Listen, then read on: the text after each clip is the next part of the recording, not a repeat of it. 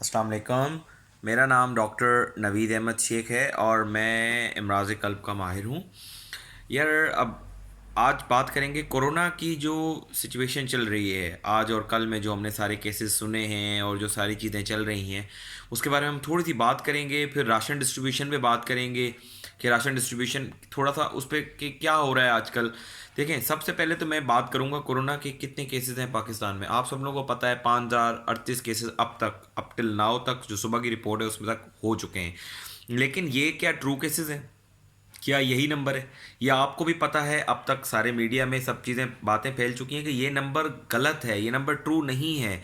इसमें हमारे पास बहुत सारे ऐसे केसेस हैं जो फॉल्स नेगेटिव हैं। फॉल्स नेगेटिव का मकसद ये होता है कि जो एक्चुअली पॉजिटिव होता है लेकिन टेस्ट को किसी गलत तरीके से अंजाम देने की वजह से या पहले कर देने की वजह से या किसी और टेक्निकल इश्यूज़ की वजह से वो टेस्ट नेगेटिव आ जाता है। और इस तरह के केसेस मेरे दोस्तों ने फेसबुक के थ्रू और हमारी जो कन्वर्जेशंस होती हैं उसमें हमें बताया है हमारे ग्रुप्स पे कि इस तरह के केसेस हैं जिनका पहले टेस्ट नेगेटिव आया था, बाद में जब हॉस्पिटल में वो आए और खुदा और फिर उनको इंट्यूबेट किया गया, उनकी कंडीशंस ख़राब हो गई, उनमें से एक एक का इंतकाल भी हो चुका है और उसका जब बाद में टेस्ट कराया गया तो वो कोरोना पॉजिटिव था। तो ये प्लीज़ इस टेस्ट की रिलायबिलिटी के ऊपर ना जाएं, क्योंकि देखें इस वक्त तक जितनी भी रिसर्च हुई है वो बहुत लिमिटेड किस्म की रिसर्च है और उसके बारे में कोई भी इंसान कितनी भी श्योरिटी के साथ कोई भी बात नहीं कर सकता। ना आप इसके सिम्टम्स के बारे में बहुत ज़्यादा बात कर सकते हैं, ना आप इसके इस वायरस के बिहेवियर के बारे में बात कर सकते हैं। दूसरी एक चीज़ बहुत एक बात चल रही है कि जो हमारे थर्ड वर्ल्ड कंट्रीज़ हैं उसको कोरोना हिट नहीं कर रहा और जो फर्स्ट वर्ल्ड और डेवलप्ड कंट्रीज़ हैं उसको कोरोना हिट कर रहा है। तो मैं आप लोगों को ये बताना चाहता हूँ कि ये बिल्कुल गलत तरह से एक चीज़ नज़र आ रही है और मैं एज अ मेडिकल पर्सनल मैं इस चीज़ को एक्सेप्ट नहीं करता अनटिल एंड अनलेस कोई रिसर्च इसके ऊपर नहीं आ जाती, अनटिल एंड अनलेस इसके ऊपर कोई साइंटिफिक कोई हमारे पास लॉजिकल रीज़न नहीं आता। उसका रीज़न मुझे जो नज़र आ रहा है वो लॉजिस्टिकल इश्यूज़ हैं। ये स्क्रीनिंग ही नहीं कर रहे। अगर आप स्क्रीनिंग नहीं करेंगे तो लोग आपको कम नज़र आएंगे और आपके पास कोई इस तरह का डेटा और आपके पास कोई इतना मुनफरिद सिस्टम नहीं है जिस तरह का डेवलप्ड कंट्रीज़ के पास है कि इंसान बीमार हुआ वहाँ पे उसकी आईडी लॉगिन की तो आपको जो गवर्नमेंट के पास सारा का सारा डेटा चला जाता है। यहाँ पे सारा का सारा डेटा हैंडमेड है, मैनुअली वो बना रहे हैं। अब वो डेटा कितना सच्चा है कितना झूठा है आपको नहीं पता। देखें, दूसरी बात क्या है, जो गली कूचों के अंदर जो इन लोगों की डेथ्स हो रही हैं, मैं ये नहीं कह रहा कि सबकी डेथ्स कोरोना से हो रही हैं, लेकिन आपको पता है कि उनकी डेथ्स कोरोना से हो रही हैं या नहीं हो रही हैं? आपको नहीं पता। हो सकता है उनकी डेथ कोरोना की वजह से हो रही हो और फिर उनकी तदफीन और उसके सारे अमल के अंदर जो सारी चीज़ें हैं वो भी ऑब्वियसली उससे लोग मुतासर हो जाएंगे। अभी पिछले 2 घंटे पहले जियो न्यूज़ पे एक रिपोर्ट दिखाई गई जिसमें उन्होंने बताया कि पाकिस्तान के अंदर फास्टेस्ट ग्रोथ इस वक्त तक लास्ट 24 आवर्स में पता लगा है कि फास्टेस्ट ग्रोथ है लास्ट 24 आवर्स में। वो क्यों है? वो इस वजह से नहीं है कि फास्टेस्ट ग्रोथ इस 24 आवर्स में हो गई, वो इसकी वजह यह है कि अंडर स्क्रीन केसेस हैं हमारे पास स्क्रीनिंग प्रॉपर नहीं हो रही है। तो उसकी वजह से अब जो केसेस बीमार हो रहे हैं, अब जो केसेस सामने आ रहे हैं तो उनको मजबूरन उनकी स्क्रीनिंग करनी पड़ रही है, तो वो केसेस आपके पास आ जाते हैं एज अ कोरोना पॉजिटिव बन के और आप कहेंगे फास्टेस्ट ग्रोथ है। तो ये जो नंबर ये लोग दिखा रहे हैं, this is just tip of an iceberg. उसका रीज़न क्या है, वो नीचे जितना आइसबर्ग बड़ा कितना बड़ा है ये किसी को भी नहीं पता। तो मैं आप लोगों को ये कहूँगा काइंडली अपने घरों में रहें, ठीक है, और होर्डिंग से थोड़ा सा परहेज करें यार, बहुत महंगाई हो गई है। और मैं स्पेशली बात करूंगा राशन डिस्ट्रीब्यूशन के ऊपर। जो राशन देने वाले हैं वो भी 2 नंबरियां कर रहे हैं और राशन लेने वाले हैं वो भी 2 नंबरियां कर रहे हैं। मैं बहुत इतनी रेपुटेबल जो हमारी ऑर्गेनाइजेशंस हैं उन्होंने राशन डिस्ट्रीब्यूट किया है।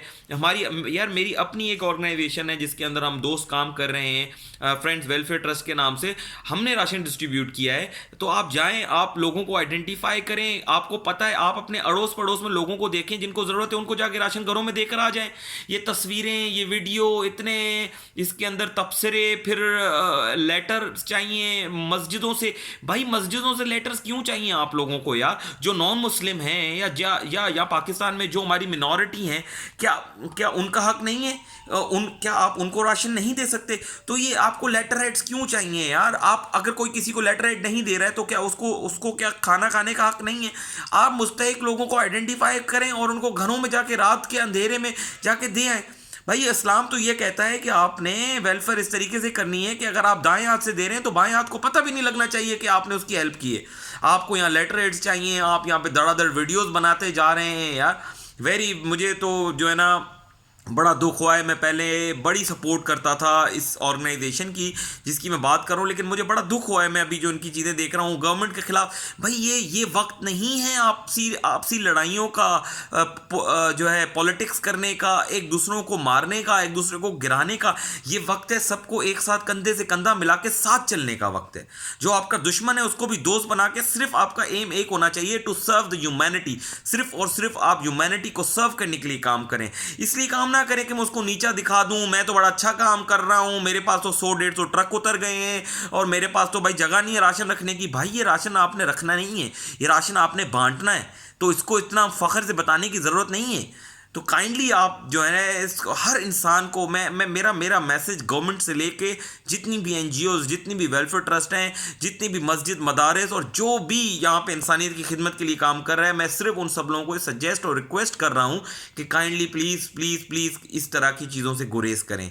इस तरह की चीज़ों से प्रॉब्लम्स होती हैं। और राशन लेने वालों को, अगर आपने एक बोरी ले ली है तो यार 4 बोरियां स्टोर में रखने की ज़रूरत नहीं है कि आप अगले महीने खाएंगे। आपने 4, अगर आपको एक बोरी मिल गई है, आपको 2 एक्स्ट्रा बोरी हैं, आप जाके पड़ोस में जाके उसको देकर आ जाए जो मुस्तहिक है। ये मसले ऐसे हल होंगे यार। वरना 20 करोड़ की आबादी को कोई भी 1 या 2 बंदा पूरी 20 करोड़ जो है बोरियां ना गवर्नमेंट दे सकती है, चाहे अमेरिका भी नहीं दे सकता, कनाडा भी नहीं दे सकता, कोई भी नहीं दे सकता अगर इस तरह की चीज़ें होंगी। क्यों? क्योंकि आपको पता है हमारे पास कोई इतना अच्छा डेटा सिस्टम तो है नहीं जिसके अंदर वो डेली वेजेस के हमारे पास रिकॉर्ड हो, सारी चीज़ें हो तो गवर्नमेंट उनको प्रोवाइड करे। तो आपने गवर्नमेंट की भी लिमिटेशन देखनी है यार। गवर्नमेंट के ऊपर आप तनकीद के ऊपर तनकीद किए जा रहे हैं। आवाम वैसे ही इतनी प्रॉब्लम में है और आवाम वैसे ही फ्रस्ट्रेट हुई हुई है, आप उसको फर्दर फ्रस्ट्रेट कर रहे हैं अगेंस्ट द गवर्नमेंट। तो प्लीज़ यार ये जो नेगेटिविटी है उसको कुछ दिनों के लिए आप ख़त्म करें।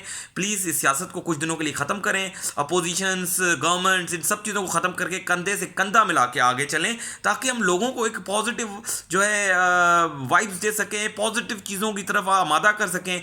और जो राशन लेने वाले हैं प्लीज़ अपने घरों में रहें। एक इंसान, अगर आपको एक बोरी मिल गई है भाई, तो अब 8-10 बोरियों के लिए जो है ना मत घूमें। मैंने इतनी वीडियोस शेयर की हैं, आप जाके देख लें यार। एक बंदे को 1 रोटी मिली हुई है, उसने जनाब साहब 30 रोटियां और कटी की हुई हैं। तो प्लीज़ इस चीज़ के ऊपर करें और इसका ख्याल रखें। बहुत मुश्किल वक्त है, बहुत ज़्यादा मुश्किल वक्त है। हम इसका जितना ख्याल रखेंगे उतना ही जो है हम इस चीज़ को अच्छे से फेस कर सकते हैं। तो इस गर्ज में बिल्कुल ना रहें कि 15 लाख केसेस अगर अपना केसेस अगर वहाँ आ गए हैं अपने यूएस के अंदर तो आपका केसेस नहीं। भाई ऐसा बिल्कुल भी नहीं है, आपका केसेस बहुत ज़्यादा हैं। तो इसलिए आप प्लीज़ उस चीज़ से जो है थोड़ा सा परहेज़ करें और अपना ख्याल रखें। अल्लाह हाफिज़।